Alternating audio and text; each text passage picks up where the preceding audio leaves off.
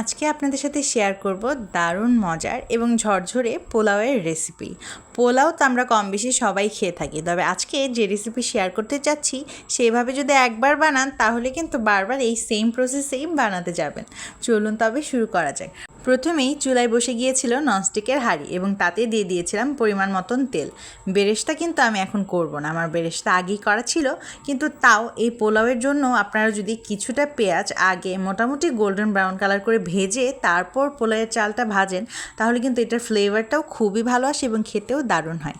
এটা কিন্তু একটা ভালো টিপস হতে পারে, আপনারা কিন্তু অবশ্যই এই জিনিসটাকে ফলো করবেন। যখন দেখবেন মোটামুটিভাবে গোল্ডেন ব্রাউন হয়ে গেছে এই পর্যায়ে কিন্তু দিয়ে দিতে হবে পোলাওয়ের চাল। আমি আজকে 1 কেজি পরিমাণ পোলাওয়ের চাল ব্যবহার করছি।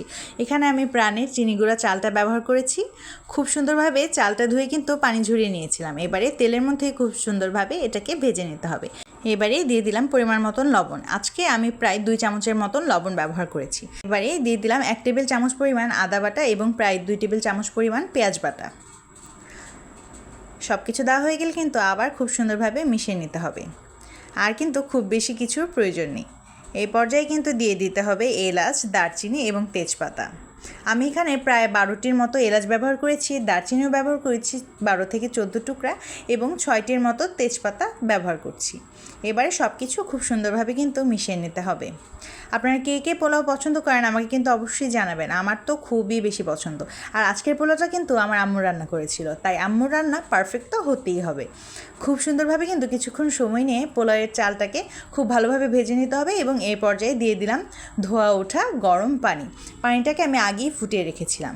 আপনারা একটা জিনিস মনে রাখবেন, আপনার চাল যতটুকু দিবেন পানি কিন্তু তার দ্বিগুণ হবে।